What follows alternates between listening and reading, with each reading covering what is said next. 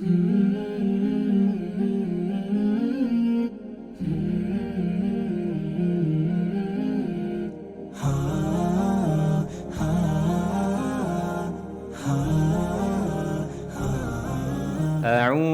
بالله من الشيطان الرجيم.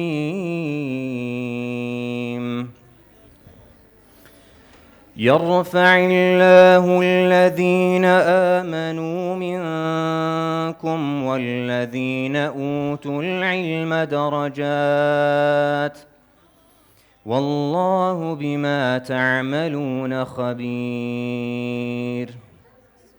قال رسول الله صلى الله عليه وسلم: من سلك طريقا يلتمس فيه علما سهل الله له به طريقا إلى الجنة. علم العليم وعقل العاقل اختلفا، من ذا الذي منهما قد أحرز الشرفا؟ فالعلم قال أنا أحرزت غايته، والعقل قال أنا الرحمن بي عرفا.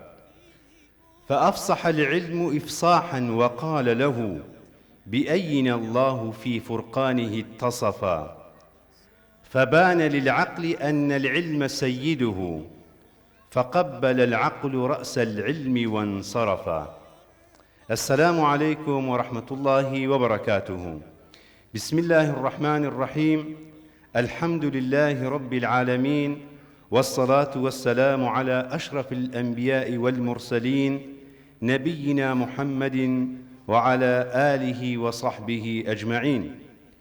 سپاس و ستایش بۆ خوای باڵا دەست و میهرەبان، سەڵات و سەلامی بەردەوام برژێت بەسەر پێغەمبەری نازدار صلى الله عليه وسلم و بەسەر یار و یاوەرانی تاوەکو ڕۆژی دوایی. مامۆستایانی قەدرگران، ئەندام و مامۆستایانی دەزگا، بەشدار بوانی قۆناغی یەکەمی ئەکادیمیای نووری حکمە، میوانانی ئازیز، ئامادەبوونتان بەرز دەنرخێنین یاخۆ بەخێربێن سەرچاوانمان. دەزگای نووری حکمە هەر لە یەکەم ساتی دامەزراندنیەوە هەموو تواناکانی خستۆتە گەڕ بۆ پێگەیاندنی تاکێکی چاک و چاکەخواز و زانستخواز بەگرتنەبەری کۆمەڵێک ئامراز و هۆکاری جیاواز. یەکێک لەوانە کردنەوەی ئەکادیمیای نووری حکمە بوو کە خۆشبەختانە کۆبوونەوەی ئەم ڕۆمان لە ڕۆژی هەینی 3 جەمادی یەکەمی 1445 هیجری بەرامبەر بە 17 تشرینی دووەمی 2023 میلادی بەرامبەر 26 گەلاڕێزانی 2723 کوردی ئاهەنگگێڕانە بە بۆنەی دەرچوونی پۆلێک لە ئەندام و ماوەستایانی بەشداربووی هەردوو ڕاگەز لە ئەکادیمیاکە.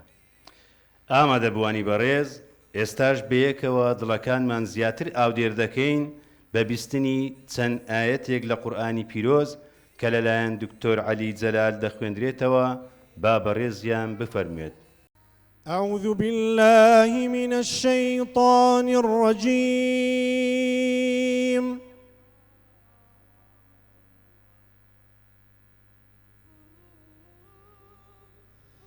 بسم الله الرحمن الرحيم.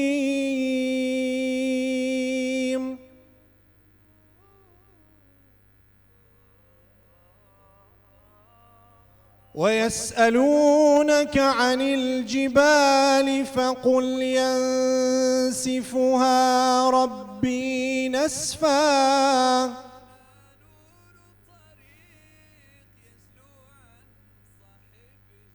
فيذرها قاعا صفصفا لا ترى فيها عوجا ولا أمتا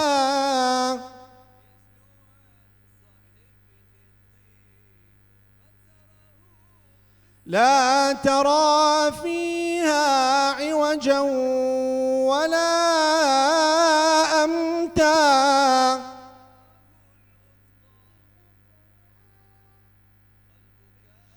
يومئذ يتبعون الداعي لا عوج له وخشعت الأصوات للرحمن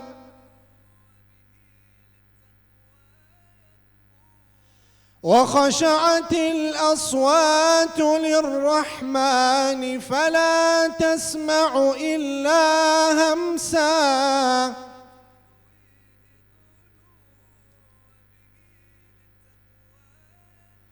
يومئذ لا تنفع الشفاعة إلا من أذن له الرحمن ورضي له قولا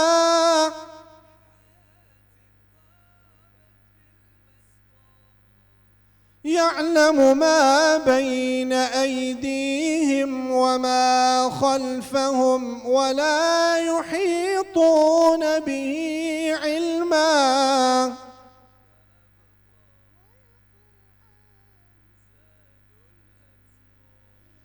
وعنت الوجوه للحي القيوم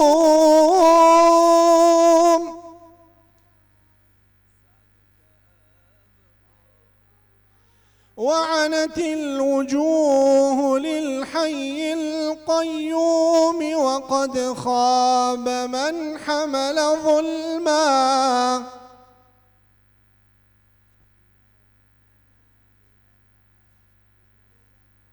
ومن يعمل من الصالحات وهو مؤمن فلا يخاف ظلما ولا هضما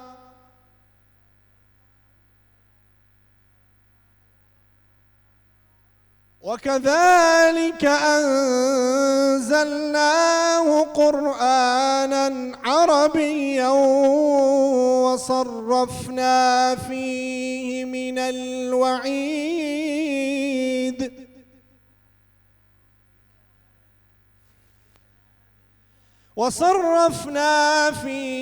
من الوعيد لعلهم يتقون أو يحدث لهم ذكرا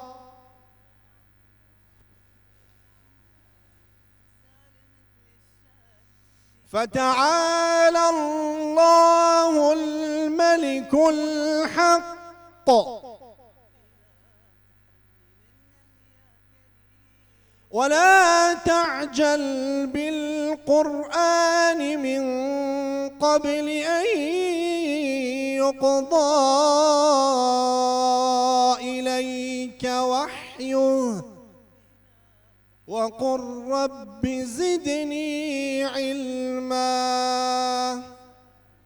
خی گەورە پاداشتی زۆر بەڕێز دکتۆر عەلی جەلال بداتەوە. ئێستا داوا لە زۆر بەڕێز دکتۆر حوسێن واحید بەڕێوەبەری نووسینگەی دەستگا دەکەین بفەرمێت بۆ وتەی بەخێر هاتن. بەخێرهاتنێکی گەرم و گوڕم لە هەموو لایەکتان دەکەم لە برانی ئازیز لە خوشکانی بەڕێز زۆر بەخێر بێن سەرچەمان سەرچاومان و بەخێرهاتنێکی تایبەت لە سەرۆکی دەستگا جەنابی کاک دکتۆر عەبدوڵڵا و برایانی ئەنجومەنی دەستگا و هەروەها ئەنجومەنی نووسینگە. بەڕاستی ئەو ڕووکە زۆر خۆم بە خۆشحاڵ دەزانم کە لە پێش جەنابتان پیرۆزبایی لە پۆلێکی زۆر گەورە ئەلحەمدولیلا کە توانیان لە ماوەی ساڵێکدا کە ماوەی ساڵێک بەڕاستی تەمەنێکی زۆرە توانیان دەورەیەک یا قۆناغی یەکەمی ئەکادیمیای نوری حکماتەوە بکەن. پڕ بەدڵ پیرۆزبایتان لێ دەکەم و داوای موفەقیەتان لۆ دەکەم لە خوای گەورە. خوشکانی بەڕێز برانی بەڕێز هەڵ دەرێم دوو کەلیمەی کورد لە بۆتان باسکەم ئەگەر خوای گەورە هیچی بە ئینسانەکان نەبەخشیبی وەکو شەرەف هەر ئەوەندە شەرەفەی بەسە کە لە ڕێگای عیلمەوە بەدەست دەینی ئەوەندە بەسە کە خوای گەورە ئەتووی وەک شاهێد دانایە لەسەر یەک تاپەرستی خۆی. شهد الله أنه لا إله إلا هو والملائكة وأولي العلم. ئەگەر هیچ دەکت پێ نەبڕێ لە دنیا بەڕاستی ئەوەندە شەرەفەت بەسە کە خوای گەورە ئەتوو لەناو ئەو هەم بەشەریەتە هەڵببژێری بتکاتە شاهێد لەسەر وەحدانیەتی خۆی. بەڕاستی ئەوە گەورەترین شەرەفە کە ئینسانی موسڵمان بەدەستی بینێ. زەوڕاست تەماشا دەکەی لەو هەموو خەڵکە خوای گەورە کە باسی ئولو العیلم دەکات. تەمان ئەو خەڵکەی هەمووی نابتە ئولو العیلم، بەڵام خوای گەورە ئەوانەی هەڵبژاردیە. بەڵام لە ئاەتەکەش ئەگەر دوایە کاک دکتۆرش حەز دەکەم نۆم ڕاست کاتەوە وا پێدەچی کە ملایکەتان هەر هەموو ئولو العیلم بن کە باسی وان دەکا باسی هەموو مەلایکەتان دەکا، بەڵام کە باسی بەشەریەت دەکا باشی کۆمەڵێکی تایبەت دەکا جا بەڕاستی ئەوەندە شەرەفەت بەسە ئەتوو بکە بکەیتە ڕێزی مەلایکەتان خوای گەورە بە شاهید قبوڵت بکە دوای ئەوەش یعنی خوای گەورە کە بە پێغەمبەر دەفەرمی و لە ڕێگاویش و بەمە دەفەرمی داوای هیچ شتێکی مەکەن لە زیادبوون تەنیا علم نەبی ڕەبی زدنی علما جا ئەمەش لێرکانە هەر ئەو دوعای دەکەن ڕەبەنا زدنا علما دووبارە و سێبارە بەخێر بێن سەرسەران سەرچاوان و دەستخۆشی زۆرم تەوعان لۆ بەڕێوبەرایەتی ڕۆشنبیری کاک جیهاد و ستافەکەی و جەماعەتی وێنەگرەکان بە تایبەتی ئەو چەند ڕۆژەیە ئاخیری هەزۆ زماندی بوونا خوای گەورە پاداشتی هەموو لایە چامداتەوە ئەوەی ئەوانەی بەشداریشان کردە کە ئێستا لەوانەیە نێنەوە بیرم چێوچێن خوای گەورە پاداشتی هەموو لایە چامداتەوە بەردەوام بیام کا لەسەر ئەو کارە خێرا لەسەر نوری حکمە و حکمەی پڕنور بەردەوامیان کە لەسەر ئەو سفرە خوایە زۆر بەخێر بێن سەرسەران سەرچاوان دەستان خۆش بێت خوای گەورە پاداشتی کاک دوکتۆر حوسێن بداتەوە بەڕێزان بەیەکەوە بینەری دۆکیومنتاریەک دەبین دەربارەی چۆنیەتی بەڕێوەچوونی بڕگە و بابەتەکانی ئەکادمیا فەرموون بابەیەکەوە بینەری بین دەستگای نوری حکمە لە سەردوو پای سەرەکی کار دەکات و هەوڵ و توانەکانی دەخاتە گەڕ بۆ بەدیهێنانی ئامانجەکانی ئەندام و مامۆستایانی دەستگا کە دوو پایی سەرچین لە کاری دامەزراوەیدا پێویستە ئامانجە سەرچیەکانی دەستگاتیایاندا ڕنگ بداتەوە و زیاتر لێی بەهرەمەند بن بۆ ئەم مەبەستە لیژنەیەک پێک هێنرا بۆ ئامادەکردنی پرۆگرامێکی پەروەردەیی و ڕۆشنبیری لە ژێرناوی ئەکادیمیای نوری حکمە بۆ پێگەیاندنی ئەندام و مامۆستایان کە لە سێ قۆناغ پێک دێت و بۆ هەر قۆناغێک ساڵێک دیاری کراوە بۆ تەواوکردنی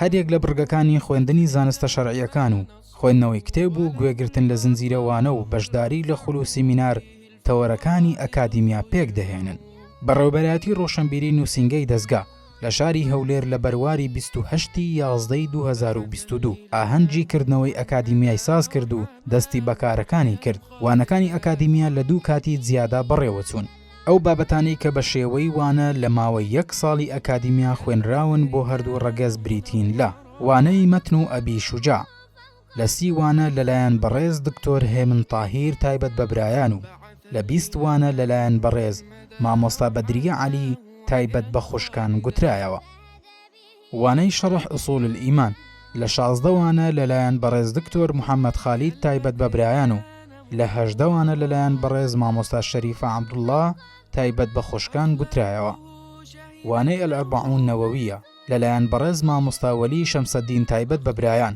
هەر لەلایەن بەڕێزیشیانەوە بە شێوەی ئۆفلاین تایبەت بە خوشکان گوترایەوە کە 18 وانەی لەخۆگرت بوو ئەو خولانەی کە لە ماوەی 1 ساڵی ئەکادیمیا تایبەت بە بەشداربووانی ڕەگەزی نێر بەڕێوە چوون بریتین لە خولی مامۆستای کارامە کە ماوەی 2 مانجی خایاند هەریەک لە بابەتەکانی ئەهەمیەت و تەعەلومی والمعلمین لەلایەن بەڕێز دکتۆر ئەحمەد سەیداو بابەتی فەن الئیقناع والتەئثیر لەلایەن بەڕێز دکتۆر لوقمان بەهائەدین و بابەتی فەن الئلقاء والخیطابە لەلایەن بەڕێز دکتۆر هەژار مەلاو بابەتی تەحفیظ و تەحفیز لەلایەن بەڕێز دکتۆر ڕێبوار خۆشناو و بابەتی بەڕێوەبردننی زیرەکانەی کات لەلایەن بەڕێز مامۆستا عومەر گوڵپی پێشکەشکران و هەروەها خولی فێربوونی زمانی عەرەبی کە ماوەی 3 مانجی خایاند لەلایەن مامۆستا عەبدوڕەحمان شەوکەت گوترایەوە خولی فێربوونی زانستی کۆمپیوتەر کە ماوەی 3 هەفتەی خایاند لەلایەن بەڕێز مامۆستا توانە ئەسعاد بە شێوەی پراکتیکی گوترایەوە ئەو خولانەی کە لە ماوەی 1 ساڵی ئەکادیمیا تایبەت بە بەشداربووانی ڕەگەزی مێ بەڕێوە چوون بریتین لە خولی مامۆستای کارامە کە ماوەی 2 مانجی خایاند هەر یەک لە بابەتەکانی ئەهەمیەت و تەعەلومی والمعلمین لەلایەن بەڕێز دکتۆر ئەحمەد سەیداو بابەتی فەن الئیقناع والتەئثیر لەلایەن بەڕێز دکتۆر لوقمان بەهائەدین و بابەتی فەن التەواصل لەلایەن بەڕێز دکتۆرە سێوێن عەلی و بابەتی طرق التەدریس لەلایەن بەڕێز مامۆستا شەرمین عەلی و بابەتی ئیدارەت الوەقت لەلایەن بەڕێز مامۆستا شادان ئەحمەد و بابەتی فەن الئلقاء والخیطابە لەلایەن بەڕێز مامۆستا بەڵقی سیاسین گوترایەوە ئەنجامدانی خولی زمانی عەرەبی تایبەت بە خوشکان کە ماوەی 2 مانگ و نیوی خایاند لەلایەن بەڕێز مامۆستا نەهلە محەممەد گوترایەوە بۆ ئەم ساڵی ئەکادیمیا 6 کتێبی قەبارەتجیا لە بوارە جۆرە و جۆرەکان لەلایەن بەشداربووان خوێنراوەتەوە ئەمانە و گوێگرتن لە هەر یەک لە زنجیرەوانەکانی تەزکیەت و نەفس لە پێشکەشکردنی بەڕێز دکتۆر عەبدوڵڵا حەداد کە خۆی دەبینێتەوە لە 44 وانەی تۆمارکراو و زنجیرەی تەکفیر لە نێوان بنەما شەرعیەکان و بیری هەڵگرانیدا، لە پێشکەشکردنی بەڕێز دکتۆر خالید محەممەد ساڵح کە خۆی دەبینێتەوە لە 20 وانەی تۆمارکراو و زنجیرەی الأفكار الإبداعية في تدريس القرآن الكريم لەلایەن بەڕێز دکتۆر یەحیا غەوثانی کە خۆی دەبینێتەوە لە 28 وانە. هەروەها بۆ مانجی ڕەمەزانی پیرۆز زنجیرەی ڕامان لە پێشکەشکردنی بەڕێز دکتۆر عەبدوڵڵا حەداد کە خۆی دەبینێتەوە لە 30 وانەی تۆمارکراو. لە سەرگشت بەشداربێکی ئەکادیمیا پێویست کرابوو کە لە ماوەی ساڵی یەکەمی ئەکادیمیا هەردوو جوزئی عەممە و تەبارەک لەبەر بکات و دەست بە خوێندنی قیراعاتی قورئانی پیرۆز بکات لە پێناو بەدەستهێنانی ڕشتەی پەیوەست سەنەد المتصل، لە پێناو سوودگەیاندنی زیاتر بە فێرخوازانی بەڕێز بەشێک لەوانەکانی ئەکادیمیا تۆمار کراون و لە چەناڵی یوتیوبی دەستگا بەردەستن. بسم الله الحمد لله الصلاة والسلام على رسول الله وعلى آله وصحبه ومن والاه. بەڕێز جەنابی کاک دکتۆر عەبدوڵڵا سەرۆکی دەستگا، بەڕێزان ئەندامانی ئەنجومەنی باڵای دەستگا، بەڕێزان مامۆستایان و پێشکەشکارانی وانە و خولەکانی ئەکادیمیا لە برایان و لە خوشکان، بەڕێزان ئەندامان مامۆستایانی بەشداربوو لە ئەکادیمیا، میوانانی ئازیز بەگشتی یاخۆ بە خێر بێن سەرچاوانمان. پێم خۆشە لە سەرەتادا سوپاس و پێزانینی خۆم ئاراستەی هەرێک لە بەڕێزان جەنابی بەڕێوەبەری نووسینگەی دەستگا گشت بەڕێوەبەرایەتیەکان و گشت بەشەکانی نووسینگەی دەستگا بکەم لە برایان و لە خوشکان کە دیارە ئەو ئەکادیمیا بەڕێوەبەرایەتی ڕۆشنبیری سەرپەرشتی دەکرد، بەڵام بە دروستکردنی کۆمەڵێک ستاف لە برایان و لە خوشکان بە تایبەتی خوشکان ئەو ستافەی کە سەرپەرشتی ئەکادیمیان دەکرد سەڕای ئەوەی کەەوە هەریەکەیان بەرپرسی بەشێکن لە پەروەردەی سەرپەرشتی ئەکادیمیاشیان دەکرد ماندووبوونیان بەرز دەنرخێنین و لە برایانیش بە هەمان شێوە. وەروە پێم خۆشە سوپاس و پێزانی خۆم ئاراستەی هەرێک لە مامۆستایان بکەم کە دەورەکانیان گوتەوە بەڕاستی لەو فترەیە کە لە خزمەتیان بووین زۆر ئیسفادەمان لێ کردینە و ماندوومان کردن و بەس ئەوەندەمان پێ دەکرێت دوعای خێریان لۆ بکەین ئەگەنا شوگۆتنی ئەجری ئەو مامۆستایانە بەمە نادرێتەوە.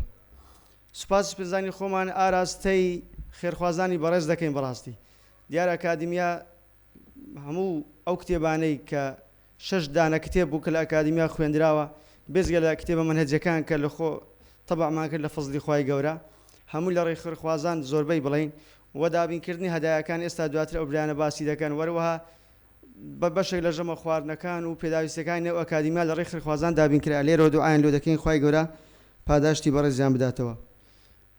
پیرۆزبایی لە دەرچوانی قۆناغی یەکەمی ئەکادیمیای نووری حکمە دەکەین یاخۆ پیرۆستانبی ئەو دەرچوونە دیارە الحەمدولله ڕێژەشی بەرچاو لە هەولێر بەشداریان کرد کە ڕێژەی دەرچوون ئەوانەی کە دەرچوون لە برایان لە خوشکان 122 کەسن لە فەزلی خوای گەورە کەوا توانیتیان نسبەی نەجاح بەدەستبێنین. نسبەی نەجاحی ئەو ساڵەمە مامۆستایانی بەڕێز بە نسبەت دەرچوون لە ئەکادیمیای 150 بەڕاستی مامۆستایانی خۆمان لە فەزلی خوای لە هەولێر تاقی باشیان هەیە الحەمدولله. ئەمەش لە قەدەر ئەوەی کە تاقییان باشە متەساهل بووین لەگەریان کە دەرچن، بەڵام لێرە باسی دەکەین ئینشاءالله قۆناغی دووەم و سێم پێوەرەکان تووتر دەبن، ئینشاءالله مامۆستایانیش جددیتر دەبن. مامۆستانی بەڕێز لەو دۆکۆمنتاریەی زۆربەی قسەکانی منی کرد بەزار لە خۆشی ئەو چۆمڕی دیکۆمنتارەکەش لەم نووسی بووم کاوی قسەکانی ئێرە دووبارە ناکەمەوە ئەوەی لێرە جێتان لێبوو. ئەمە دوای ئەوەی لە 28 یازدە دەستمان پێکرد لە فەزلی خوای گەورە و خۆشبەختانە مامۆستایان ئیسزای باشیان هەبوو. ئەو شتانەی کە لە ئەکادیمیا خوێندراون مامۆستایان لە 4 بورگە خۆی دەبینیەوە. بەشێکیان بە خوێندنی وانەی شەرعی بوون لە خزمەت مامۆستایان، بەشێکیان شێوازی خوڵ بوون، بەشێکیان گوێگرتن بوون، بەشێکیان کتێب خوێندنەوە بوون. ئەوەش لە پێناو ئەوەی کە مامۆستایان هیچ کاتێکی بەتاڵیان لە ماڵەوەش تا لەگە کتێب بن، لەناو سیارەکەشیان لەگەر ئیستماع و گوێگرتن بن، تاوەکو هەموو کاتێکیان لەناو حیکمە نەڕواتن. ئەوەش الحەمدولله نەجاحەتی باشی نا لەوەی کە ئەزموونی بوو لێرە ئەوەی کە کرا جێگای دڵخۆشیە الحەمدولله بفەزلی الله تعالی. مامۆستانی بەڕێز ئەمە لەناو ئەکادیمیای کۆمەڵێک شەهادەی تر درایە ئەوەی ئێستا ئەوڕۆ دەدرێ قۆناغی شەهادەی دەرچوونە بەگشتی لە ئەکادیمیە، بەڵام خۆشبەختانە هەرێک لە لای خوشکان و لە لای برایان کە خوڵی زمانی عەرەبیان تەواو کردێ شەهادەی خۆیان بەجیا پێدرایە سندی 40 النەوەویە کە لام جنای مامۆستاوەلی گوترایەوە سەنەدەکەی بە بەشدار بووان درایە و خولی کۆمپیوتەریش کە لای برایان کراوە بە هەمان شێوە بە پشتیوانی خوای گەورە مامۆستانی بەڕێز ئەوڕۆ لەگەر پێدانی بڕوانامەی دەرچوونی ئەکادیمیا بەشداریتان شادەی بەشداریتان لە خولی مامۆستای کارەمەش پێدەدرێتن. خاڵێکی تر مامۆستایان پێم خۆشە باسی بکەم ڕەنگە پرسیاری هەندێک لە مامۆستایان بی ڕەنگە دوو مامۆستا لە ئەکادیمیا دوو خوشک یان دوو برا بۆ نمونە کە خوشکان بەجیا برایان بەجیا دیارە بەڕێوە چووە پێکەوە دانیشتینە ڕەنگە دەرەجەیەکێکیان یان پێکەوە هاتینە بڵێ وەڵا لۆ دەرەجێ من لەوی تر زیاترە مامۆستانەوە وەکو ڕوونکردنەوە پێویستە ئەوی بزانین دیارە ئەمە لەناو ئەکادیمیا هیچ تاقیکردنەوەیەکمان نەبووە و تاقیکردنەوە بڕگەی خول و بڕگەی ئەوەی کە خول بووەوە بڕگەی دەرس خوێندنەکان حەسەب غایبات بووە ئەوە ئالێتێک حەسەب ئامادەبوونی دانرا هەر غایبێک دەرجەی لە ڕۆیە ئەگە کەسێک ئیجازەی وەگرتبی بە دوو ئیجازان بە غایبێک لە مەحسێب کردیە ئەوە هەرچەندە خۆ هەش غایباتی ئیجازەش زۆر بووە بەڵام ئەمە هەر لەو بابەتەی متەساهل بووینە سەبارەت بە بڕگەی کتێب خوێندنەوەی مامۆستایان حەسەب ژمارەی خوێندنەوەی لاپەڕە بووە چەند لاپەڕەی خوێنتەوە بۆ زۆرە دەرەجە دانرێت سەبارەت بە بڕگەی گوێگرتن حەسەب گوێگرتن بۆ لە زنجیرە وانەکان معنی بۆ زۆرە دەرەجەکان دانرێت بەڵام چی باسم کرد ڕەنگە مامۆستایەک هەبی بۆ نمونە لە خولی مامۆستای کارامە بەشداری نەکردبی و ئێستاش ڕەنگە سەتی هەبی لەبەر چی ئەوە وایە ئەمە بە پێی ئیتفاقی سەرەتاکردمان لە 28/11 مامۆستایان هەر بەڕێزێک یەکێک لە بەرگەکانی ئەکادیمیای پێشترش خوێندبی لە حیکمەی ئەمە هەر بە دەرچوو لەو بەرگەی دامانەیە ئالێتێکی ترمان جێبەجێ کردی مامۆستایان وەکو ڕوونکردنەوە چکە پرسیارم لەو هاتەوە ببرن ئەگە درێژی کەمەوە بۆ من لە خولی زمانی عەرەبی ئەمە خولمان کردەوە ئێستا پارش خولمان کردەوە معنی سێ پرسیارمان هەیە ئەمە یەکێکی عەرەبی دەزانی یەکێکی پار بەشداری خولی کرد یەکێکیشی ئەوسەڵ بەشداری دەکات هەموومان سێری کردیە لە هەرێکێکیان عەرەبی باش بیان پار بەشداری کردیان ئەو سار دەرەجەی لێ نەڕۆیە معنی بە هەموو حاڵەتەکان ویستمان دەرەجە لەو بەڕێزەی نەڕوە ئەمن وا بزانم قسەکانم کۆتایی پیادێک ملاحەزە مامۆستایان لەو مامۆستایانی خۆمان ئەوش تێبینی مامۆستا غازی بخوا خێری بنووسی ئەمش دەگەینم ئەمە لەو مناسبەی گوتمان هەمومان جلکی ڕەش لەبەر بکەین بەتایبەت لای برایان جلکی ڕەش قاتی ڕەش زۆر جار مەهەر قاتی دەکەین بەڕاستی لەو لەمە دووە ئەگەو جارە قاتتان کرد لە ژێژنەی لە مناسبەیەک قاتێکی ڕەش بکەن هەم لە بۆ حیکمەی زۆر جار ئیسفادە لێ دەکەین بەڕاستی پێمان خۆش بوو لەوەرێکەتان قاتێکی بکەین بەڵام ڕەنگە لە تاقیمە نەبی لەبەرەوە لە جاری تر دەکرد ئەگە کردان قاتێکی ڕەش بکەن ئەگە خیاتان ویزم خیات یارزان پێ بزانم ئەوەن دەیتانم ناتوان پارۆشتان پێ بدەم خوای گەورە سەلامەتتان کە و ئەمە وەکو سەرپەرشتیاری برای بچووکتان لە ئەکادیمیای لەگە ئوستافەی لە هەر کەم و کورتیەک و نەقوستانیە کە هەممان بۆ داوا لێبوردن دەکەین ئیدی قسە زۆرە دواتر هەندێک شتێ لە ئاسنای بەڕێوەچوونی ئاهەنگکەلوتان ڕوون دەبتەوە پێویست ناکە زیاتر درێژەی پێ بدەین خوای گەورە سەلامەتتان کە و دووبارە و سێبارەی خۆ بەخێر بێن سەر چاوانمان وصلى الله على محمد وعلى آله وصحبه أجمعين. خوای گەورە پاداشتی مامۆستا جیهاد عوتمان بداتەوە بەڕێزان ئێستا داوا لە بەڕێز کاک دکتۆر عەبدوڵڵا حەداد سەرۆکی دەستگا دەکەین بفەرمێت بە پێدانی سوپاس و پێزانین بەو مامۆستا بەڕێزانێک کە لە قۆناغی یەکەمی ئەکادیمیا ئەرچیان کێشاوە بە گوتنەوەی خولووانەکان بەڕێز دکتۆر هێمن تاهر مامۆستای بابەتی مەتن و ئەبی شوجاع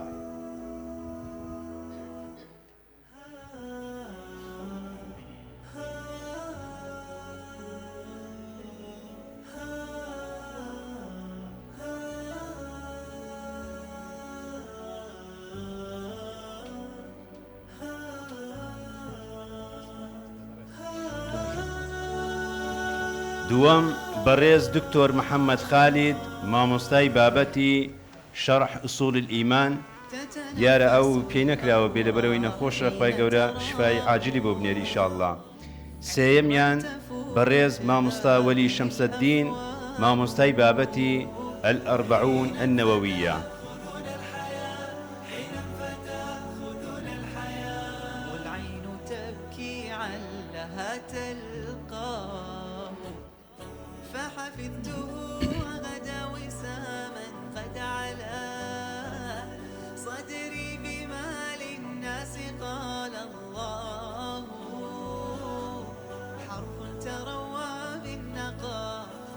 بەڕێز دکتۆر لوقمان بەهائەددین پێشکەشکاری بابەتی فەن الئیقناع والتەئثیر لە خولی مامۆستای کارامە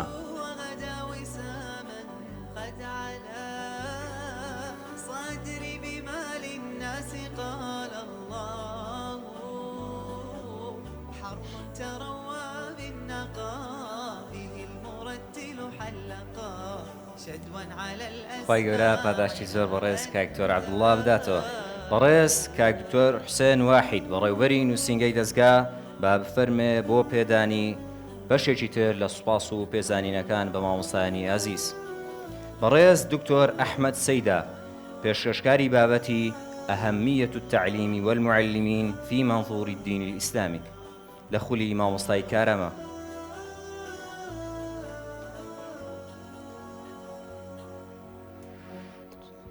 أحيا قلوبا في رباياته ويضيء ثغر الكون بمشكاته.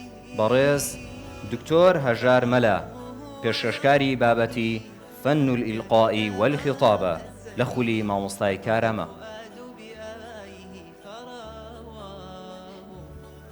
أحيا قلوبا في رباياته ويضيء ثغر الكون بمشكاته فأضمه ويضمني حتى إذا ما بەڕێز دکتۆر ڕێبوار خۆشناو پێشکەشکاری بابەتی تەحفیظ و تەحفیز لە خولی مامۆستای کارامە. دیارە ئامادەنیە خی گەورە سەلامەتیانکە. بەڕێز مامۆستا عەبدوڕەحمان شەوکەت مامۆستای خولی زمانی عەرەبی.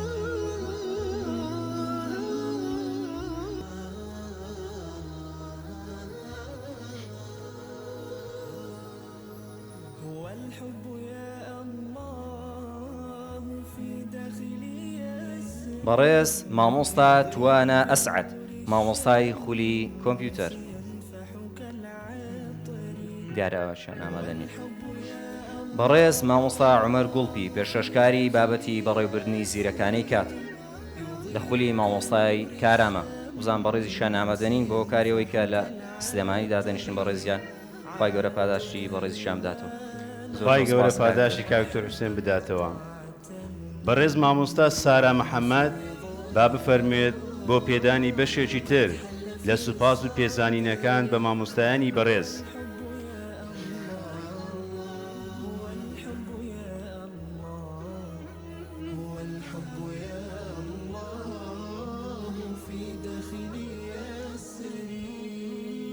بەڕێز مامۆستا بەدریە عەلی مامۆستای بابەتی مەتن و ئەبی شجاع.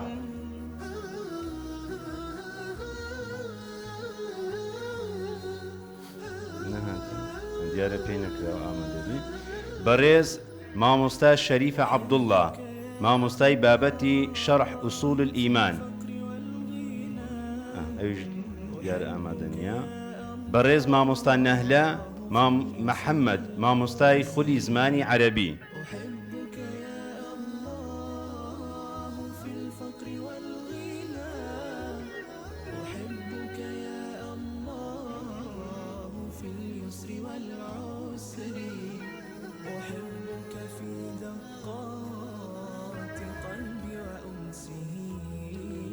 بەڕێز دکتۆر سێوین عەلی پێشکەشکاری بابەتی فەن التەواصل لە خولی مامۆستای کارامە.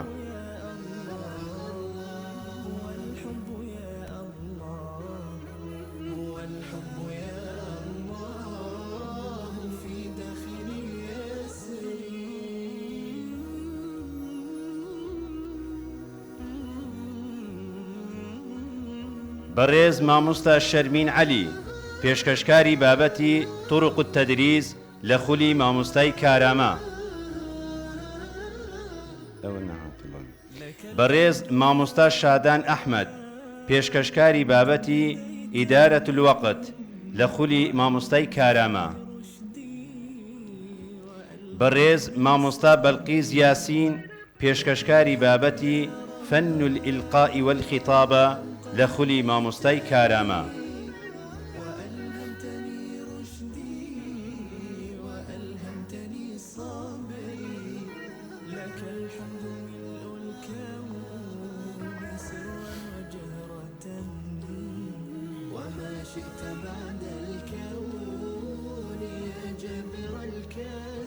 خی گەورە پاداشتی مامۆستایانی بەڕێز بداتەوە. بەڕێزان بەیەکەوە گوێبیستی وتەی زۆر بەڕێز سەرۆکی دەستگا دکتۆر عەبدوڵڵا حەداد دەبین با بەڕێزیان بفەرمێت. والصلاة والسلام على رسول الله وعلى آله وصحبه ومن والاه. ربنا آتنا من لدنك رحمة وهيئ لنا من أمرنا رشدا. لا سرتادا زۆر دەستخۆشی لە بەڕێوەبەرایەتی گشتی ڕۆشنبیری دەکەم و هەروها بەڕێوەبەرایەتی ڕۆشنبیری نووسینگە.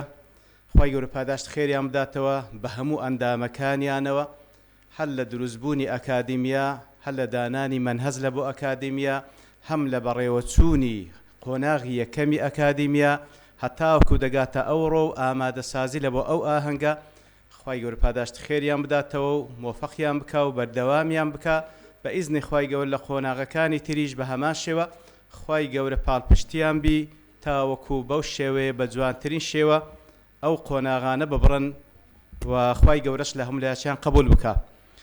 و هەروەها زۆر دەستخۆشیم لە مامۆستایانی بەڕێز، ئەوانەی کەوە وەکووانە وەکو سمینار وەکو خول لەو قۆناغی یەکەمی ئەکادیمیایە بەشدار بوون لە برایان و لە خوشکان. خی گەورە پاداشت خێریان بداتەوە، خی گەورە بەرەکەت بخاتە عیلمیاندا و هەروەها خی گەورە بەردەوامیان بکە لە خزمەتی ئەو ئاینە پیرۆزە، سەواءن لێرە یاخود لە هەر جێگایەکی تربی، وەکو عیسا عەلەیهی السەڵات وەسەلام کە دەفەن وەجەعەلەنی مبارەکەن ئەینەما کونت. خی گەورە بەرەکەتداریان بکە لە هەر جێگایەک هەبن. و پیرۆزبایی لە برایان خوشکانم دەکەم لە ئەندامان و مامۆستایان بەشداربووانی ئەکادیمیا.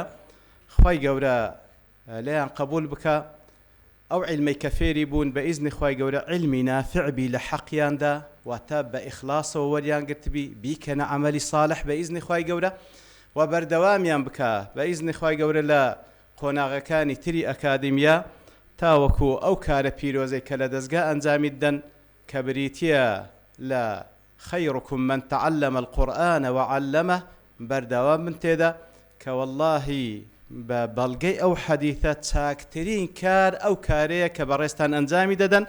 بەردەوام بن یا ڕەبی هەتا وەکو ئەو کاتەی دەگەنەوە خزمەت پەروەردگار و ئیتر لەو کەسانە بن کە خی گەورە بە ئەهلی خۆی قبولمان بکە یا ڕەبی. بەڕێزان، دیارە ئامانج لە ئەکادیمیا ئەوەیەکەوە ئەندامانمان و مامۆستایانی بەڕێز لەوانەیە زۆر جاران بە حکمی سەرقالیان بەکارە کارجێڕیەکان و بەوانەوتنەوە لەوانەیە جاری وا هەبیتن خۆی لەبیر بکە. ئیتر مەبەست لەو ئەکادیمیا ئەوەیەکەوە لە ڕووی زانستیەوە بەردەوام بن کەوا دیارە معلومی جەنابتانە ئەو ڕێگایە ڕێگای تەڵەبی علمی شەرعی قۆناغێک نییە کەوا پێی بگوترێت تەواو و خلاصبی کۆتایی پێوێ بەعەکسەوە هەر کەسێک وا تێبگا کە لە ڕۆژێک لە ڕۆژان گەیشتیتە ئەو قۆناغی کە بڵێ چیتر پێویستم پێ نییە ئەوجا ئەوە لەگەڵ ڕێزم لۆ هەمووان ئەوە سەرەتای نیشانەی جاهیلیتی. بەڵکو وەکو کاک دکتۆریش ئاماژەی پێدا کاکتۆر عەلیش خوێندێەوە ئەو تاکەشتەی کە خی گەورە سوبحانەه وتەعالە فەرمانی بە پێغەمبەر کردێ صلی الله عليه وسلم بە بەردەوامی داوای بکات لە هەموو دنیا وەقل ڕەبی زدنی عیلمە، تەنها عیلم یا ڕەبی خوا زیاتر پێ بەخش. و فعلا پێغەمبەری صلی الله عليه وسلم وەکو معلومە لە دوعای مەئثوردا دەفەرمی اللهم إني أسألك علما نافعا وأعوذ بك من علم لا ينفع. ئیتر وەکو ئیمامی ئەحمەدی ڕەحمەتی لێ بیکە وەکو شعار و دروشمەکەی بریتی بوو لە مع المحبرة إلى المقبرة. ئیتر پێویستە ئەو طەلەبە و ئەو کاروانە بەردەوام بی بە ئیزنی خی گەورە. لێ ئەگەر نا بەڕاستی لەوانەیە جاریوا هەیە کە ئینسان بە مەشغەلەتی یاخود بە مەشغول بوونی بە دەرزگوتنەوە یاخود بە کاری کارجێڕی لەوانەیە بگاتە حەدێک هەندە خۆی لەبیر بکە لەو بوارە بگاتە قۆناغێک وەکو پێی دەگوترێ فاقد الشيء لا يعطي. ئیتر بە ئیزنی خی گەورە کەسمان لەوان نین، بەڵام هەر وەکو تەذکیرەیە ئینشاء الله تعالى لێیە ئەوە یەک لە ئامانجە هەر گرنگەکانی ئەکادیمیایە کە لەو بوارەوە بەردەوام بین و ئەو حەدیثەش کە برایانی بەڕێز ئاماژەیان پێدا کە پێغەمبەر صلی الله عليه وسلم دەفەرمی من سلك طريقا يلتمس فيه علما وەکو زانایان لە شەرحەکەیدا دەفەرمون علما يقربه إلى الله هەر کەسێک ڕێگایە بگریتە بەر لێرەدا باس لە نیەتە بەڕاستی کە زۆر مهمە لە هەموو ساتێکدا ئەو بابەتە لە بەرچاومان بی لە ناو دڵمان بی بەبیری یەکتریش بینەوە ئەو ڕێگایە دەگرێ بەر لە بۆچی لە بۆ فێربوونی عیلمێک کە لە نەتیجەدا لە خوای گەورە نزیکت بکاتەوە ئەوە زۆر گرنگە ئیتر هەر کەسێک ئەو ڕێگایە بگریتە بەر لە بەرامبەردا الله تعالى سهل الله له به طريقا إلى الجنة الله تعالى ڕێگای لۆ ئاسان دەکا بەرەو بەهەشت یعنی خوای گەورە مۆفەقی دەکا سبحانه وتعالى لۆ ئەنجامدانی ئەو کارانەی کە بەرەو بەهەشتی دەباتن خوای گەورە لەوانمان بژمێری یا ڕەبی و یەکێک لە ئامانجەکانی تری ئەو کادیمە بەڕێزان ئەوەیە کە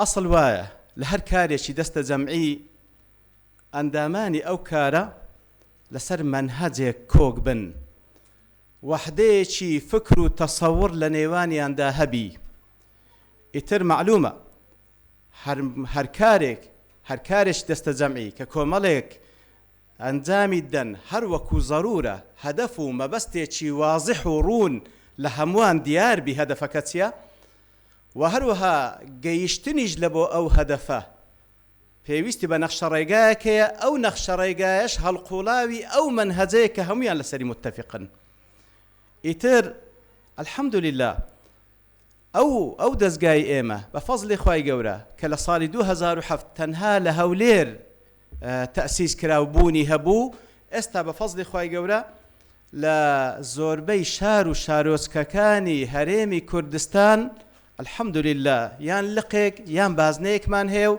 ڕەجاشمان وایە زیاتر بی و بەرەکەتدارتر بیتن بە فەزلی خوای گەورە الحەمدولله لەگەڵ ئەو گەورەیە و فراوان بوونەیدا لەخوا بە زیاد بی الحەمدولله هەتاکو ئێستا هەروا ڕۆیشتە کە بە هیچ شێوەیەک الحەمدولله بۆنی تەفرەقە و خلاف و ڕازیایی تێدا نەبوو و ناژبی بە ئیزنی خوا و بوونی ئەوە کادیمیاش بە ئیزنی خوا یەکێک لەو حیسنانەیە کە لەو بوارەدا کاری خۆی و کاریگەری خۆی زۆر دەب بە ئیزنی خوای گەورە بەڵێ بەڕێزان لە سەردەمێکدا بوونی دەستگایەک لەسەر ئەساسی ئەوەی کەوا هەمووی کۆک بن لەسەر مەنهەجێک و هەروها متتەفق بن لەسەر فکر و تەسەورێک بە تایبەتی لە سەردەمێکدا کە بەداخەوە سیمای سەرەکی ئەو سەردەمە و ئەو واقعە ڕازیایی و خلاف و تەفرەقەیە بەداخەوە کە هەموو مسلمانێکی دڵسۆز بەڕاستی خەفەتی لێ دەخوا ئیتر الحەمدولله دروشمی ئێمە لە دەستگادا ئەوەیە کە بە ئیزنی خوای گەورە بە هیچ شێوەیەک ڕۆژێک لە ڕۆژان بە خەیاڵیشماندانایەکەوە سەنگەر لە هیچ مسلمانێک بگرین بە هیچ شێوەیەک بەڵکو بە پێچەوانەوە لەسەر ئەساسی فەرمانی پەروەردگارمە وتەعاونوا عەلى البر والتەقوى ئیستعداد و ئامادەباشیمان تێدا لەگەڵ هەموو مسلمانێک کاری دەستە جەمعیش بکەین بە ئیزنی خوای گەورە و ڕەجاشمان وایە ببین بە هەوێنی یەکبوونی سەفی هەموو مسلمانان کەوەش هیوا و ئاواتی هەموو مسلمانێکی دڵسۆزە دووبارە هەملایەک بەخێر بێن خوای گەورە پاداش خێری هەملایەک بداتەوە خوای گەورە هەر وەکو لە خزمەتی قورئانی پیرۆز کۆی کردینەوە یا ڕەبی خوایە لە خزمەتی رسول الله لبهشتي بان وبرين كومان كيوا وصلى الله وسلم على نبينا محمد وعلى آله وصحبه أجمعين وآخر دعوانا الحمد لله رب العالمين وای گەورە پاداشتی کاک دکتۆر عەبدوڵڵا بداتەوە بۆ وتە بە نرخەکانی بەڕێزانی ئێستا کاتی ئەنجامدانی تیر و پشکە بۆ ئەو بەڕێزانەی کە توانیتیان نمرەی 100 بەدەست بهێنن سێ خەڵاتی یەکەم بریتین لە سێ گەشتی عەمرە لە ڕێگای وشکانی خەڵاتەکانی تر بریتین لە صحیح ئیبن خوزەیمە بە کوردی کە خۆی دەبینێتەوە لە سێ بەرگ و لە چاپێکی قەشەنگ لەلایەن پرۆژەی پیت لە چاپدراوە بەستەن تێبینیەکمان هەیە تێبینی یەکەم وەکو پێشتر باسکراوە هەر بە ڕێزێک ئەگەر ناوی دەربچێت لە تیر و پشک بەڵام لێرە نەبێت ئەوە لە دیارەکە بێبەش دەکرێت ناوێکی تر ڕادەچێشرێت دووەم ئەوەی دابین کراوە عومرەیە نەوەکو پارە بۆیە ئەو مامۆستا بەڕێزەی کە ناوی دەردەچێت ناتوانێت بڵێت ناچم و لە مقابلی پارەکەم دەوێت چونکە عومرەکان بەم شێوەیە دابین کراوە خاڵێکی تر دوو یەدەجیشمان دەبیتن لە دوای ئەو سێ کەسێکەوە هەڵدەبژێردێتن هەر یەکیش هەری بەڕێزێکیش ئەگەر بێتن بە ڕێگای وشکانی گەشتی عەمرەکەی نەکاتن دەتوانیتن لەگە کۆمپانیا لە خۆی ئیتیفاق بکاتن پارێ زیاتر بداتن بە تیارەی سەفرەکەی خۆی بکاتن. مەزبوطە؟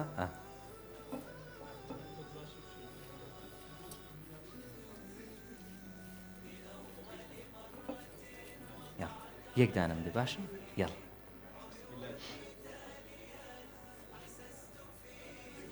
دەست خۆش بەڕێز چێبی مامۆستا غازی معروف سوڵتان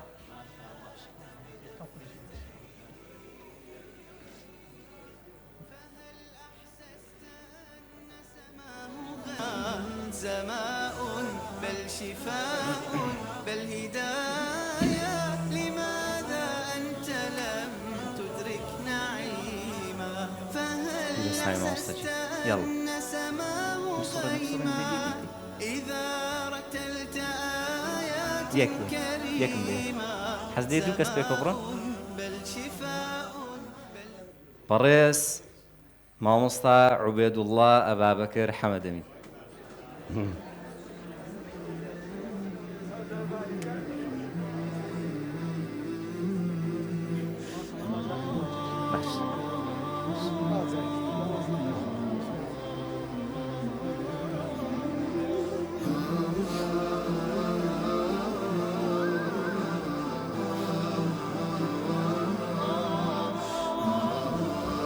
يرزم مامۆستای بەڕێز يلا خير دار سيارة يلا علي خام بسرعة بسرعة بسرعة دي يا كتاب الله يا كان بدباشة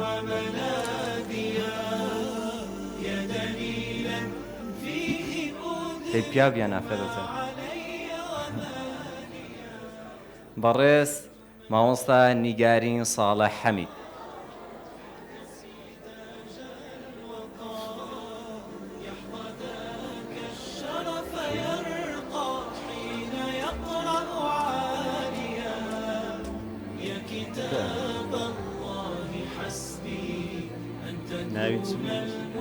ليري ليري هذا قرآن كريم باسم رحمن رحيم يدك يدك ترى نداه ثم في الأخرى نعيم هذا قرآن كريم كاكتوري برس بوبرن ئاما دەبوانی خۆشەویست دوو کەسی دیکە دوو مامۆستا دوو ئەندامی بەڕێزی دیکە ڕادەکێشێ ئەوانە یەدەگەن ئەگەر بێت و لار حاڵەتەشی ئەو سێ بەڕێزەی کە ناویان دەرچووە نەیانتوانی بڕۆن ئەوە یەکێک لەو یەدەگانە دەڕوات یەدەجی یەکەم ئێستا وەرە کاکەجە وەرە گوڵەکەم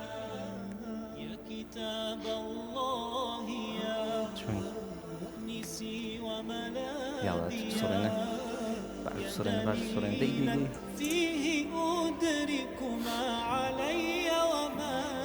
بەڕێز مامۆستا سامیە عوثمان ئیبراهیم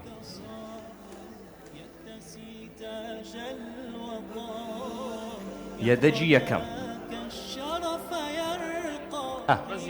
مامۆستای بەڕێز دواتر ئینشاءڵڵا شادەکەی دەدەنێ بەڕێستە پیرۆستان بێ یەدەجی دووەم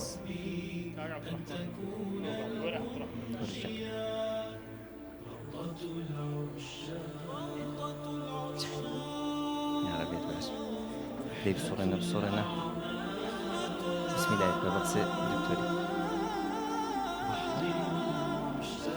دزاين بخينيو نازني بەڕێز مامۆستا کیفایە بەکر کەریم یەدەجی دووەم ئێستاش ناوی ئەو مامۆستا بەڕێزانەی کەوا نمرەی 100یان بەدەستێناوە بڕوانامە و دیاریان پێشکەش دەکرێت لەلایەن کاک دکتۆر عەبدوڵڵا بەڕێز مامۆستا مەهدی سەحدی عەبدوڵڵا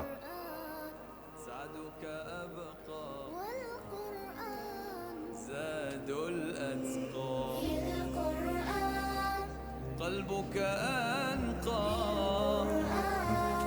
عاطفة ترقى سعدك أبقى بەڕێز مامۆستا سیان محەممەد ڕەشید دنيانا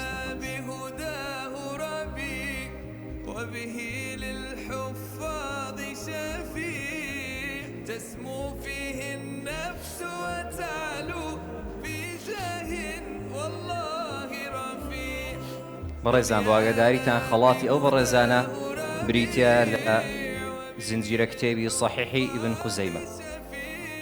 بەڕێز مامۆستا لەشکری زرار کەریم.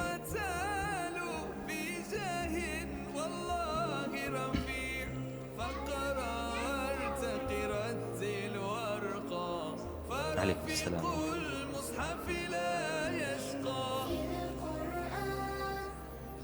بەڕێز مامۆستا یونس ئۆمەر حەمید.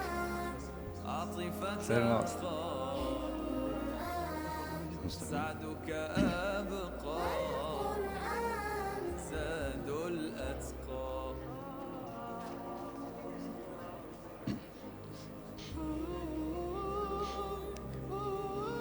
بەڕێز مامۆستا کامەران ئەبوبەکر صالح.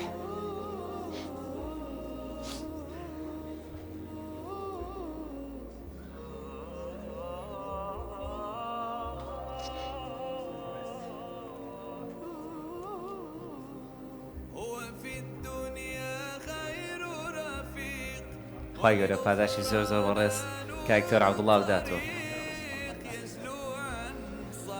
بەڕێز دکتۆرە سێوین بفەرمێت بۆ پێدانی بڕوانامە و دیاری بە بەشێک لەو مامۆستا بەڕێزانەی کە نمرەی 100یان بەدەستێناوە. یەکەم بەڕێز مامۆستا هێرۆ موحسین ئەلیاس.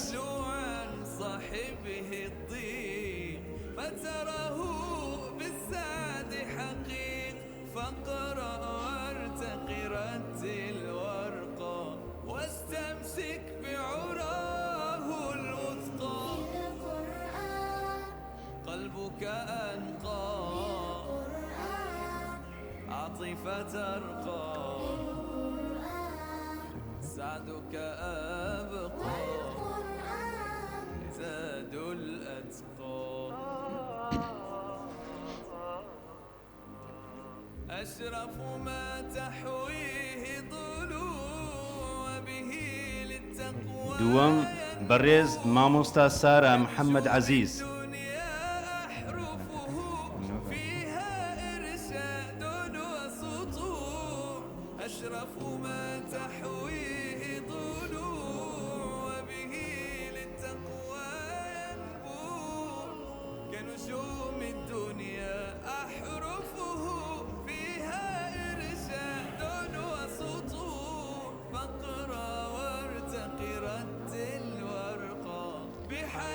سێەم بەڕێز مامۆستا سوڵتانە ئەنوەر حەمەد.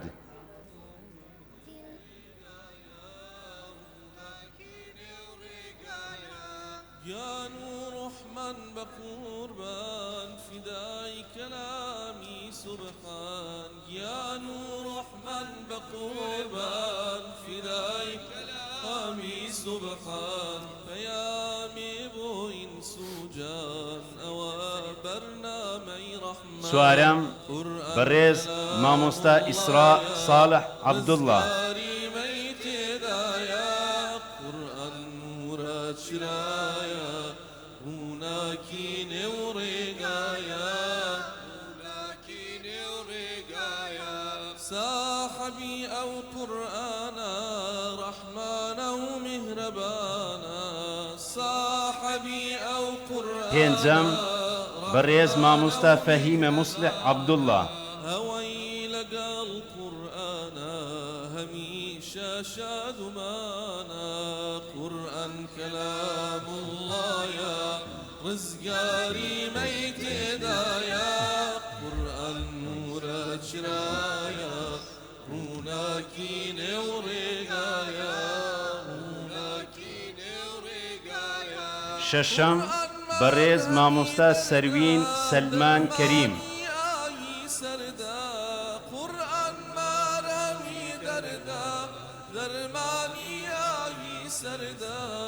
قرآن بو فارس و كردا بو درشت و بردا. قرآن كلام الله يا رزقاري ميت دايا. قرآن نور شرايا هناكي نوريقايا. خی گەورە پاداشتی مامۆستا سێوین بداتەوە. ئێستا داوا لە بەڕێز مامۆستا بەلقیس دەکەین بفەرمێ بۆ پێدانی خەڵات و سوپاس و پێزانین بە مامۆستا و ئەندامان. بەڕێز مامۆستا کیفایە بەکر کەریم.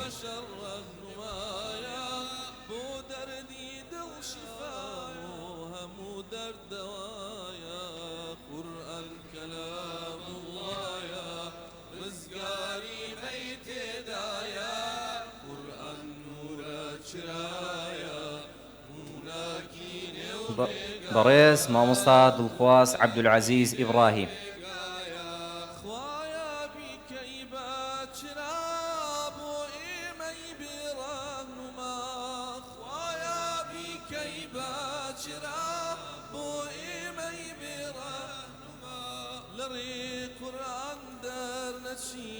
بەڕێز مامۆستا ڕێیان محەممەد عەباس.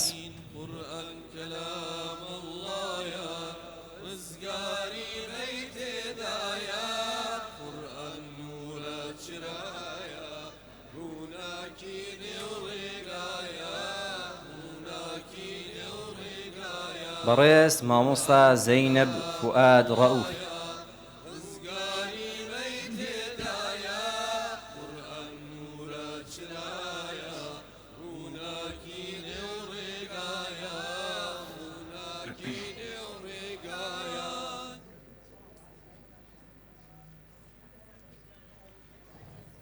بەڕێز مامۆستا تریفە ئیبراهیم حوسێن.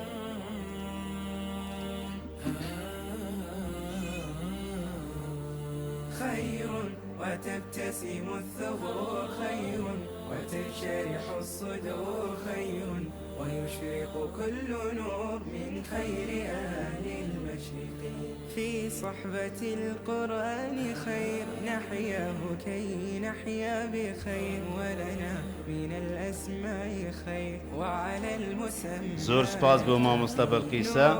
ئێستا داوا لە مامۆستا نەهلە دەکەین بفەرمێت بۆ پێدانی بڕوانامە و دیاری بە بەشێکی تر لە مامۆستا بە ڕێزانەی کە نمرەی سەدیان بەدەست هێناوە. بەڕێز مامۆستا سامیە عوتمان ئیبراهیم.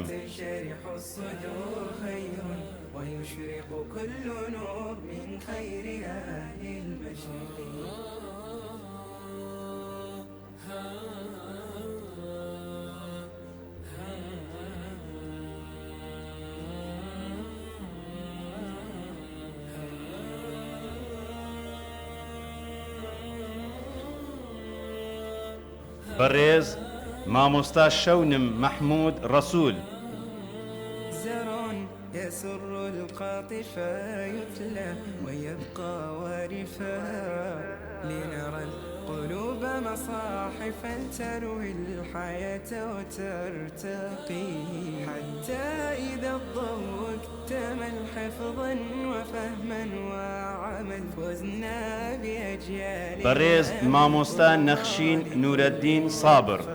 خير وتبتسم الثغور خير وتنشرح الصدور خير ويشرق كل نور من خير أهل المشرق بالحافظين الأنقياء سطع الضياء على الضياء وعلى ذرى الأحساء حلق السماء تلقي أرض. بەڕێز مامۆستا قەدریە ئیبراهیم ڕەسوول.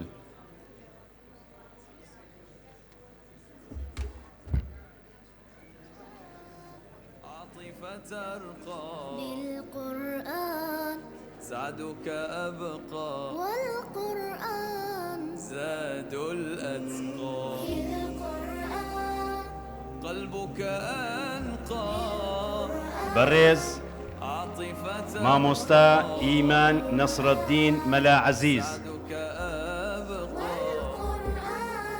زاد الأتقى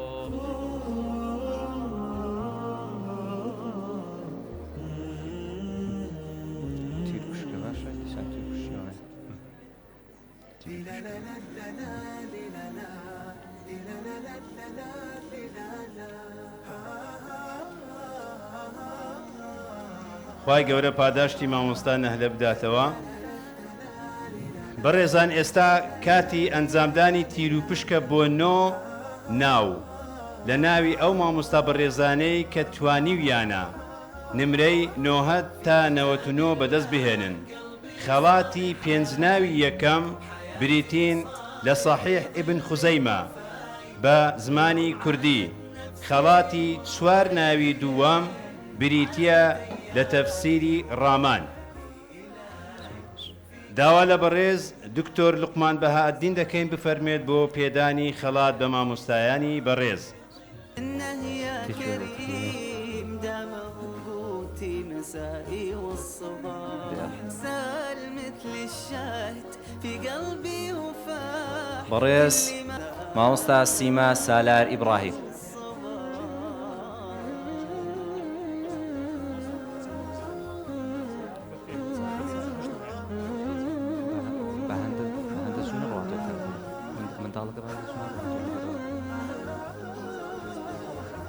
ئەو سپۆرتە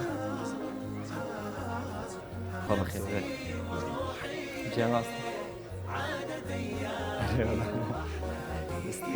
دەستش کاکە مەڕوە حەزەکەی مەڕ. بەڕێز مامۆستا دلێر واحید مەحموود.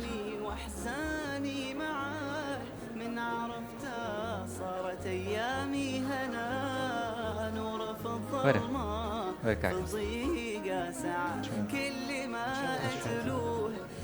هاتني فرج راش هاتوش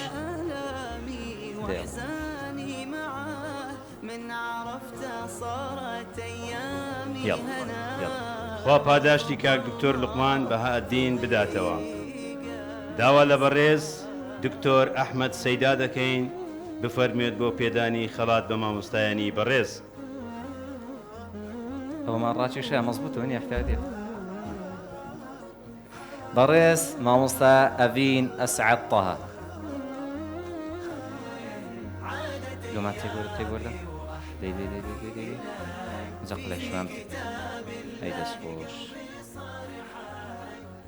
بەڕێز مامۆستا ئەحمەد حوسێن عەلی.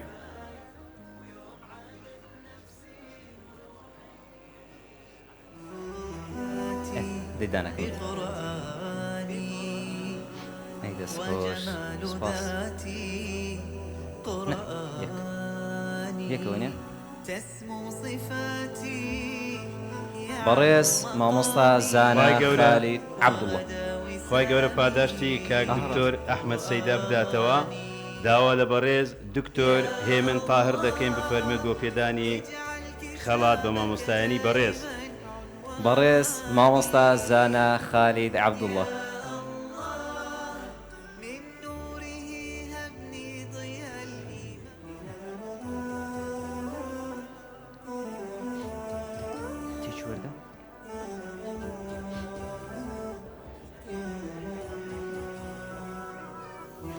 بەڕێز مامۆستا سەمیرە عەلی موستەفا.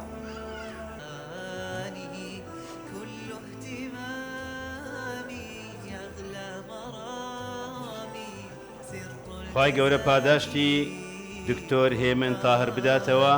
ئێستا داوا لە بەڕێز دکتۆر هەژار مەلا دەکەین بفەرموێت بۆ پێدانی خەڵات بە مامۆستایانی بەڕێز. تێشوێ لە قەیناکە دووبارەکە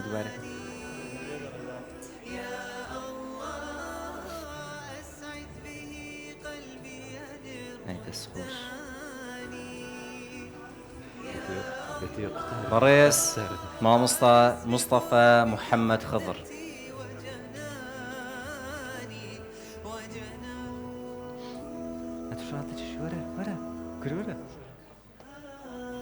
وەرەجانی یەک دقیقە فێر بووینە ڕاستێ تا ئاخیردانەیە. بەڕێز مامۆستا چیمەن سیامەند محەممەد ئەمین.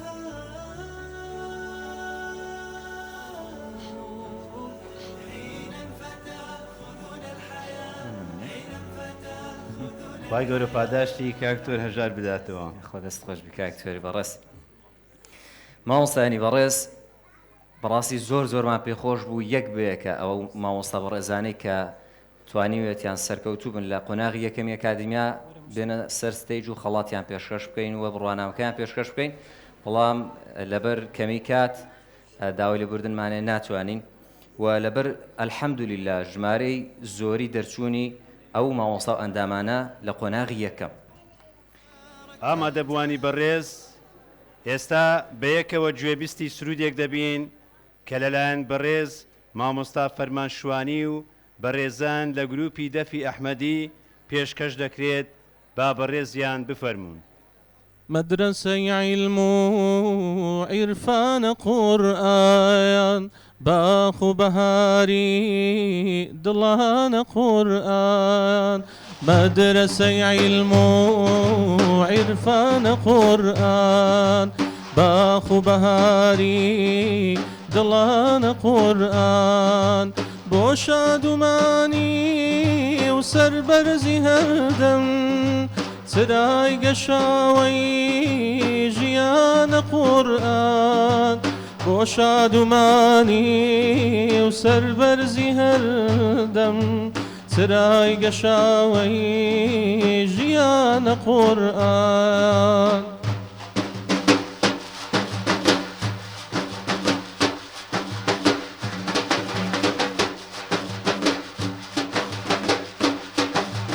قورئان ژیانما هەناسە و بوونما شاد و سەربەرزم چونکە دەستورما دڵم کانیاوی ڕوونی هودایە چونکە قورئانە ڕازی دەروونما دڵم کانیاوی ڕوونی هودایە چونکە قورئانە ڕازی دەروونما شەوکە لێڵایی چاوانمەگرێ نوری قورئانە دنیا داگرێ تیشی ڕەوشەنی ئەدا لە سینە بەهارە بە قورئان بڕوێ تیشی ڕەوشەنی ئەدا لە سینە بەهارە بە قورئان بڕوێ قورئان ژیانما هەناسە و بوونما شاد و سەربەرزم چونکە دەستورما دڵم کانیاوی ڕوونی هودایە چونکە قورئانە ڕازی دەروونما دڵم کانیاوی ڕوونی هودایە چونکە قورئانە ڕازی دەروونما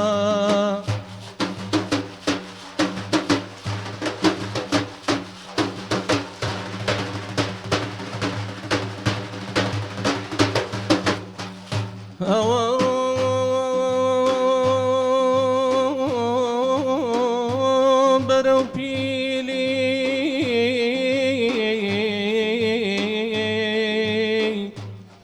کۆتا ڕۆژەکانی ژیانم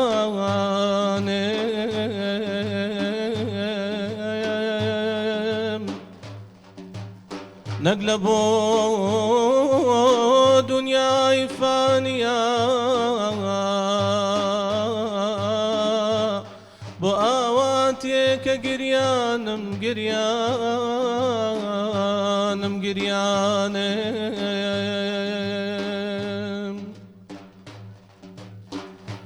سەرێ بدەم لە مەدینە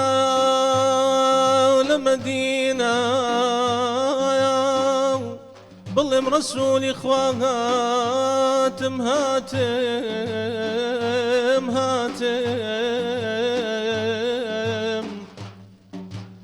ئەو سامەرجی حەق شیرینە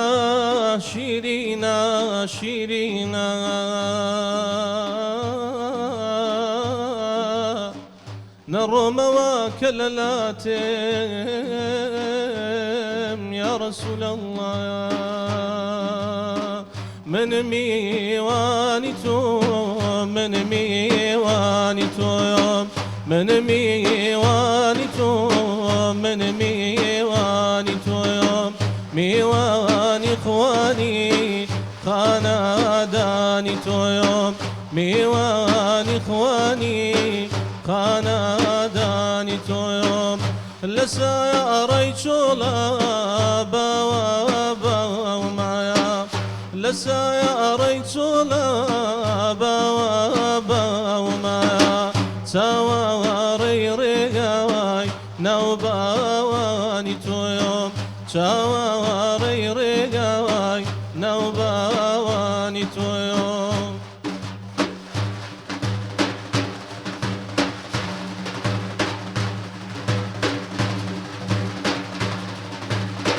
قم يا قرباني قبي سوزتو قم يا قرباني قبي سوزتو عاشق زمالي زور جواني تويوم عاشق زمالي زور جواني توم من ميواني توم من ميواني تويوم من ميواني توم من ميواني تويوم ميواني خواني خان آداني تويوم ميواني خواني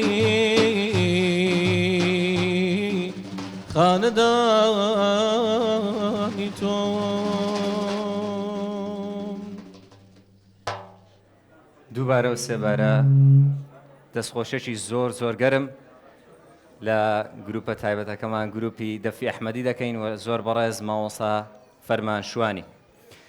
بەڕێزان کۆتاییمان بە چەند دوعایەک دەبێت لەلایەن زۆر بەڕێز مامۆستا عەبدولوەلی. ئایەکانی ڕۆژی جومعە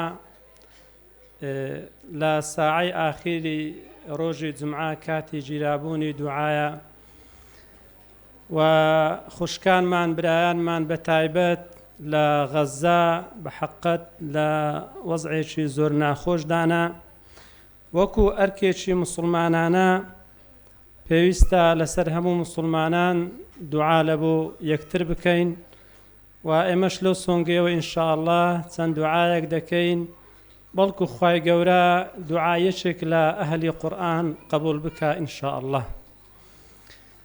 اللهم صل وسلم وبارك على سيدنا محمد وعلى آله وصحبه وسلم.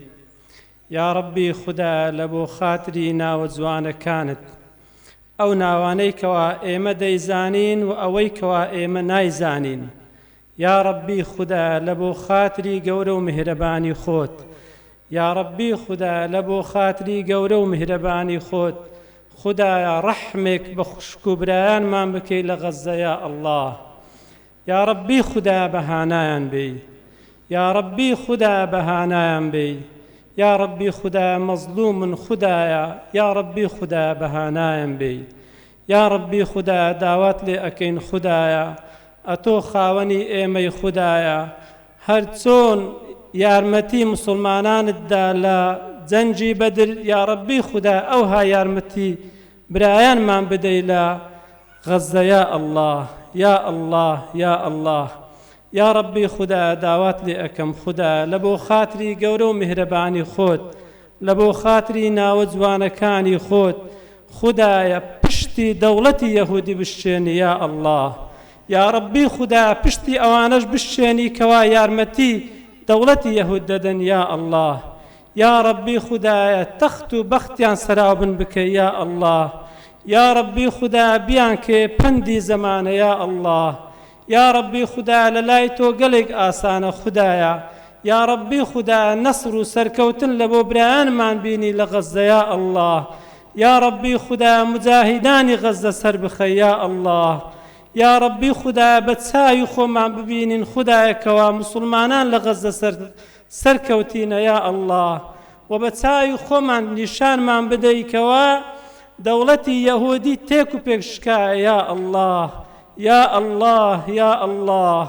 اللهم يا غياث المستغيثين أغث إخواننا وأخواتنا في غزة يا الله. اللهم يا أرحم الراحمين ارحم إخواننا وأخواتنا في غزة يا الله. اللهم كن لهم عونا ومعينا يا الله. اللهم كن لهم عونا ومعينا يا الله. اللهم يا ناصر المجاهدين انصر إخواننا المجاهدين في غزة يا الله، انصرهم على عدوهم وعدو البشرية يا الله. اللهم يا قاسم ظهر الجبارين اقسم ظهر دولة اليهود ومن عاونهم يا الله. اللهم اجعل تدبيرهم تدميرا يا الله. اللهم أرسل عليهم جندا من جنودك يا الله يا الله يا الله. صلى الله وسلم على محمد وعلى آله وصحبه وسلم. خی گەورە پاداشتی زۆر بەڕێز مامۆستا عەبدولەلی بداتەوە. بەڕێزان وەکو پێشووتریش ئاماژەمان پێ کرد تکایە بمێنەوە بۆی وێنە جەماعیەکە بگرین بەو ئەندازەیە دێنە کۆتایی ئاهەنگەکەمان دووبارە و سێبارە یاخوا بەخێر بێن سەرسەر و سەرچاوانمان. یەک تێبینی گرنگی ژمایە مامۆستایانی بەڕێز ئەو مامۆستا بەڕێزانەی کە سوپاس بۆ خوای گەورە دەرچوون لە قۆناغی یەکەمی ئەکادیمیە لۆ قۆناغی دووەم لە ساڵی تازە یان قۆناغی تازە لە یەکی 2024 پشتیوان بەخوای گەورە دەست پێ دەکات و ئاگاداری گروپەکان تابن لەوێ ئاگاداریەکان دادەندرێ. بەو شێوازە دێنە کۆتایی. السلام علیکم و ڕەحمەت الله و بەڕەکاتوه.